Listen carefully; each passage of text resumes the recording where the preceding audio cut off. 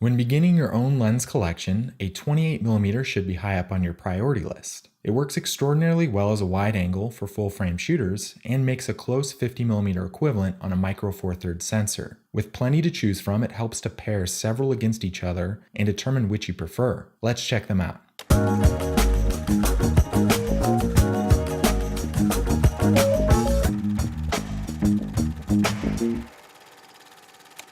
In this review, we're comparing 5 common 28mm lenses. These include the Canon FD 28mm f2.8, Focal MC Auto 28mm f2.8, Canon EF 28mm f2.8 Is Usm, Leica Elmarit R 28mm f2.8, and Zeiss ZE Distagon T Asterisk 28mm f2. In this comparison, I will be focused on how well these lenses work for shooting video. For all you photographers, feel free to continue watching, but just know that I will be favoring the fact that many of these lenses are fully manual and shoot unique, vintage-looking images. In no way is this a comprehensive look at all the 28mm options available to you, so please research more after you finish watching this video. Let's start with a surprising contender on this list, the Canon FD 28mm f2.8. I managed to find one still in its box and it only cost $45. It's an extremely lightweight and compact lens, which feels a little bit cheap, but this lens packs a lot of punch. It's one of the sharpest on this list, which isn't something that I expected for the price I paid. The sharpness, contrast, and color quality are quite remarkable, and that's most likely due to Canon's Super Spectra Coating, or SSC, on front of the lens element. All the newer FD lenses like this one came with this remarkable feature, even though it's not stated anywhere. It helps create strong contrast and color even when the lens is wide open. You rarely see a lens perform this well across every f-stop.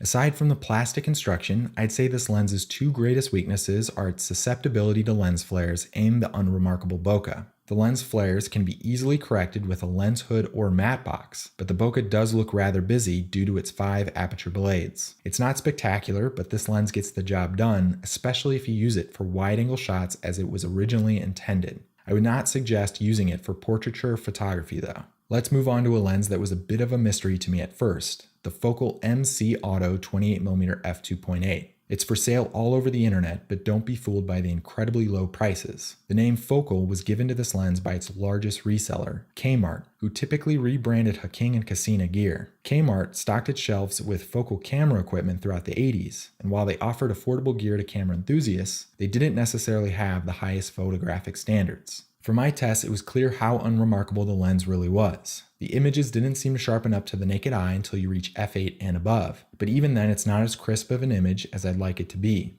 On top of this, there's noticeable chromatic aberration, ghosting, and busy bokeh, which gives the images at lower apertures an ethereal-like quality. There's plenty more issues to nitpick about the optical quality, but simply put, the Focal MC Auto 28mm is cheap for a reason. It shoots less than ideal images according to today's strict photographic standards. Shooting with it has made me appreciate the others I own, especially the ones I picked up at a comparable price. Sometimes newer lenses offer revolutionary features that justify the higher price tag. The Canon EF 28mm f2.8 Is Usm may be one of those lenses for you. Not only does this all-electronic lens offer a super fast autofocus system, it also delivers image stabilization, which significantly smooths out your camera moves while shooting handheld. The focus ring feels cheap, it has no hard stops on either end, and it's not very smooth, making it hard to create a pleasing focus pull. Optically, I thought the Canon EF 28mm was surprisingly sharp and the color quality is good. Vignetting is a known issue on full-frame cameras until you reach f5.6 and above. Plus, distortion is an issue shooting close-up subjects.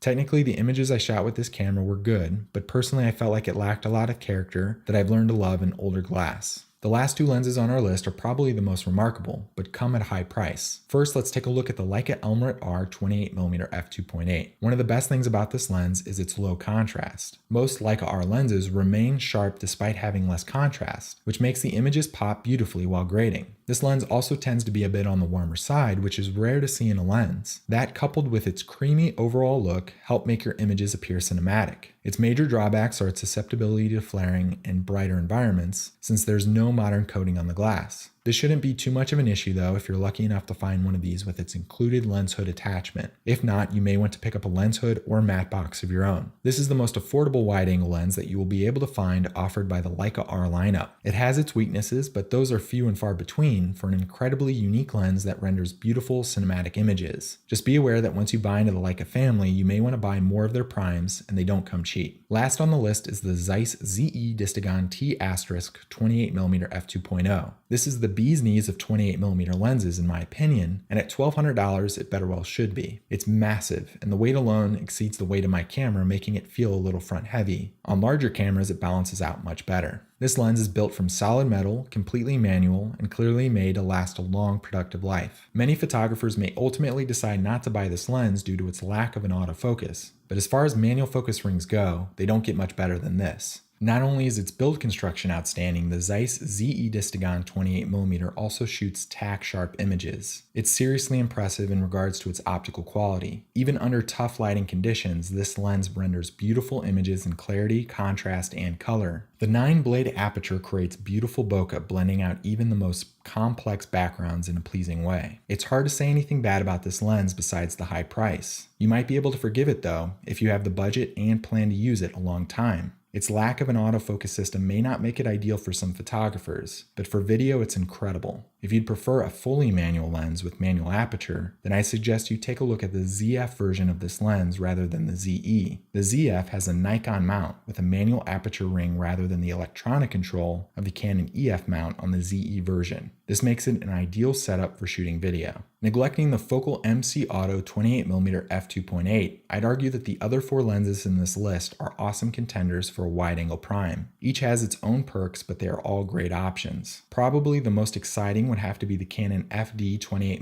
f2.8 due to its low price and impressive optical quality. It provides a ton of value for the money, making it an easy choice. My other favorite would have to be the Leica Elmarit R 28mm f2.8, especially for video. You cannot beat its cinematic qualities, and Leica is well known for creating durable lenses that operate well beyond their years. Most importantly, any lens can create incredible images in the hands of the right filmmaker. It's up to you to find a lens that you feel comfortable with. I'd keep watching more reviews and sample footage until you find one that looks right and fits your budget. Click on the links provided to learn more about these lenses. Product links are included in the description below. And as always, feel free to subscribe and visit filmformat.com for more filmmaking reviews and tutorials from yours truly. Thanks for watching.